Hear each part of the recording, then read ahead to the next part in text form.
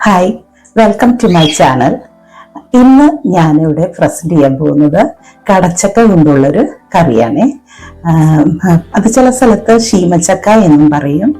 ഒത്തിരി fibre, minerals, vitamins എല്ലാം അടങ്ങിയിട്ടുള്ള ഒരു ഫ്രൂട്ടാണ്, അല്ലെങ്കിൽ വെജിറ്റബിൾ ആണ് ബ്രെഡ് ഫ്രൂട്ട് അഥവാ കടച്ചക്ക എന്ന് പറയുന്നത്. ഉറപ്പായിട്ടും നിങ്ങൾക്കിത് ഇഷ്ടമാകും. സോ എങ്ങനെയാണിത് ഉണ്ടാക്കുന്നതെന്ന് നമുക്ക് കാണാം. കടച്ചക്ക കറിക്ക് വേണ്ടിയുള്ള ചേരുവകൾ: ഒരു കടച്ചക്ക അരിഞ്ഞു വെച്ചത്, ഒരു മീഡിയം സവാള, ചെറിയ 5 പച്ചമുളക്, കുഞ്ഞു മുളകാണ്, അതുകൊണ്ട് 5 എടുത്തത്. പിന്നെ മല്ലിപ്പൊടി 1.5 table spoon, Kashmiri chilli powder 1 teaspoon, മഞ്ഞൾപ്പൊടി 1/4 ടീസ്പൂൺ, കുറച്ച് കറിവേപ്പില, പിന്നെ ഒരു ടൊമാറ്റോ തൊലി പീൽ ചെയ്ത് വെച്ചിട്ടുണ്ട്, പിന്നെ 2 കപ്പ് തേങ്ങയുടെ 2ാം പാല്. കടച്ചക്ക അരിയുമ്പോൾ അതിൻ്റെ ടോപ്പിലുള്ള തിക്കോറ് എടുത്ത് കളയണം കേട്ടോ. പിന്നെ ഒരു സീക്രട്ട് ഇൻഗ്രീഡിയൻ്റ് കൂടി ഞാൻ ചേർക്കുന്നുണ്ട്, അത് ഞാൻ വഴിയെ പറയാം. ഈ നമ്മുടെ ശീമച്ചക്ക ലിവറിന് ഒത്തിരി പ്രയോജനം ചെയ്യും കേട്ടോ. ലിവറിനെ ക്ലീൻ ചെയ്യാൻ ഉപയോഗിക്കുന്ന ഒരു സാധനമാണ് ഈ കടച്ചക്ക. പാൻ അടുപ്പത്ത് വയ്ക്കാം, ആവശ്യമായിട്ടുള്ള വെളിച്ചെണ്ണ ഒഴിച്ചു കൊടുക്കാം. ഏകദേശം 2.5 ടീസ്പൂണ് ഞാൻ ഒഴിച്ചിട്ടുണ്ട്. സവാള അരിഞ്ഞത് ഇട്ട് കൊടുക്കാം, പച്ചമുളക് കീറിയത് 2 കൂടി ഒരുമിച്ച് ഇട്ട് കൊടുക്കുന്നു.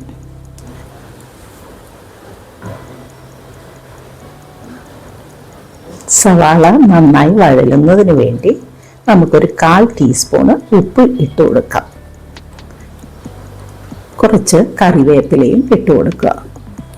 സവാള ഒത്തിരി വഴലൊന്നും വേണ്ട, ചെറുതായിട്ട് ഒന്ന് ഷാലോ ആയിട്ട് വഴറ്റിയാൽ മതി. അത് കഴിഞ്ഞ് നമുക്ക് അരപ്പെല്ലാം ഇട്ട് കൊടുക്കാം. മല്ലിപ്പൊടി, Kashmiri chilli powder, turmeric powder, ഇവ 3 ഇട്ട് കൊടുക്കുക. എന്നിട്ട് 1 മിനിറ്റ് ഒന്ന് വഴറ്റണം. ആ അരപ്പിൻ്റെ പച്ചച്ചുവ മാറി കിട്ടുവാൻ വേണ്ടിയാണ്.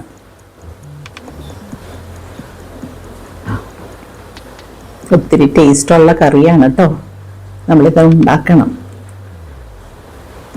ടൊമാറ്റോ അരിഞ്ഞു വെച്ചിട്ടുണ്ട് ഞാൻ, അത് ഇട്ട് കൊടുക്കാം. ടൊമാറ്റോ നന്നായി ഉടഞ്ഞു വരുന്നത് വരെ അത് വഴറ്റി കൊടുക്കണം.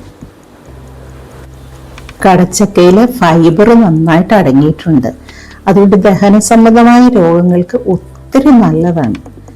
നിങ്ങൾ ഈ കറി എന്തായാലും ഉണ്ടാക്കി നോക്കണം കേട്ടോ. ഒത്തിരി ടേസ്റ്റുള്ള ഒരു തരം കറിയാണിത്. ഇങ്ങനെ തക്കാളി ഇങ്ങനെ നമ്മൾ ഉടച്ചു കൊടുക്കണം.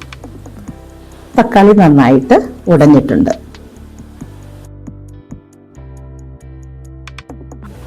രണ്ടാം പാല് ഇപ്പോൾ കുറച്ച് ഒഴിച്ചു കൊടുക്കുക.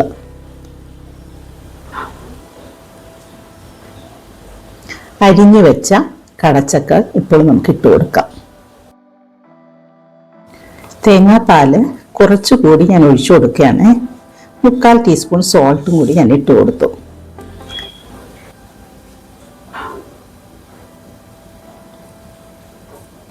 കടച്ചക്ക ഒത്തിരി വെന്തു പോകാതെ നമ്മൾ നോക്കണം. ഒരു 3/4 വേവേ പാടുള്ളൂ കേട്ടോ.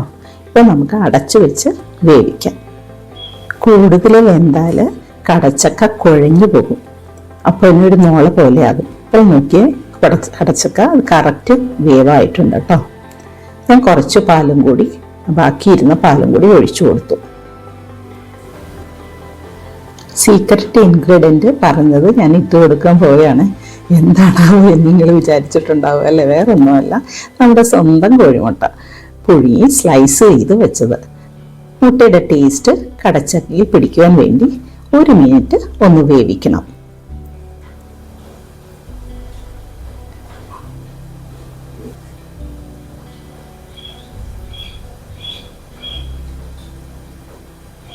ഒന്ന് തിളച്ച് കഴിയുമ്പോൾ 1/2 ടീസ്പൂൺ മസാലപ്പൊടി ഇട്ട് കൊടുക്കുക. പോരാത്ത ഉപ്പും ഇട്ട് കൊടുക്കണം. കടച്ചക്ക വിത്ത് മുട്ട ഒരു സമ്പൂർണ്ണ ആഹാരമാണ് കേട്ടോ. കാർബോഹൈഡ്രേറ്റ്സ് പ്ലസ് പ്രോട്ടീൻ ഇതിൽ അടങ്ങിയിട്ടുണ്ട്. പിന്നെ ഒത്തിരി ടേസ്റ്റും. നിങ്ങൾ ഇതുപോലെ ഒന്ന് വെച്ച് നോക്കണേ. ഇതിൻ്റെ രുചി ഒന്ന് വേറെ തന്നെയാണ് കേട്ടോ. ചോറിൻ്റെ കൂടെ ഈ കറി ഉണ്ടെങ്കിൽ പിന്നെ വേറെ ഒന്നും വേണ്ട. തീർച്ചയായും നിങ്ങൾക്ക് ഇഷ്ടപ്പെട്ടു പോകും. ഇച്ചിരി കറിവേപ്പിലയും കൂടി ഞാൻ ഇട്ടിട്ടുണ്ട്. ഉപ്പും മസാലയും ഒക്കെ ഇപ്പോൾ നമ്മൾ കറക്റ്റാണോ എന്ന് നോക്കണം. തിളച്ച് കഴിയുമ്പോൾ തന്നെ 1-ാം പാൽ ഒഴിച്ചു കൊടുക്കുക. ഒരു തിള വരുമ്പോൾ തന്നെ ഓഫ് ചെയ്യണം. പാൻ അടുപ്പത്ത് വയ്ക്കാം. ആവശ്യമായ വെളിച്ചെണ്ണ ഒഴിച്ചു കൊടുക്കുക. 1/2 ടീസ്പൂണ് കടുക് ഇട്ട് കൊടുക്കാം. കടുക് പൊട്ടിക്കഴിയുമ്പോൾ നമുക്ക് 2 വറ്റൽമുളകും കുറച്ച് കറിവേപ്പില ഇട്ട് കൊടുക്കാം.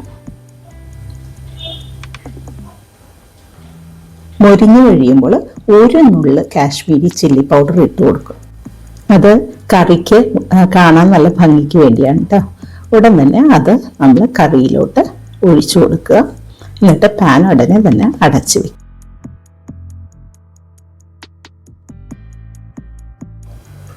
സോ നമ്മുടെ കടച്ചക്ക മുട്ട തേങ്ങാപ്പാൽ കറി സെർവ് ചെയ്യുവാൻ റെഡി ആയിട്ടുണ്ട്. തീർച്ചയായും നിങ്ങളിത് ട്രൈ ചെയ്യണം കേട്ടോ. ഒത്തിരി ടേസ്റ്റ് ഉള്ളതാണ്, നിങ്ങൾക്ക് ഇഷ്ടമാകും.